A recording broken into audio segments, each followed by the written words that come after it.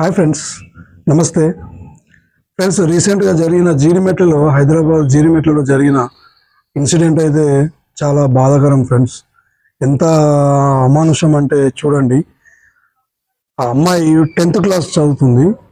అందులో 14 ఇయర్స్ 14 సంవత్సరాల అమ్మాయి ఇన్స్టాగ్రామ్లో ఆ పిల్లాడు పరిచయం అయ్యిండు. ఆ పిల్లాడు ఏజ్ వచ్చేసి 16 ఇయర్స్ 16 సంవత్సరాలు.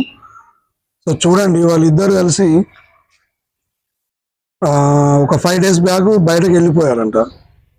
మళ్ళీ వచ్చి ఆ అమ్మాయి తల్లిని ఇద్దరు కలిసి గొంతు నులిమి అతి దారుణంగా చంపేశారు. మళ్ళీ అతను చనిపోయింది అనుకొని పిల్లాడు వెళ్ళిపోయిండు.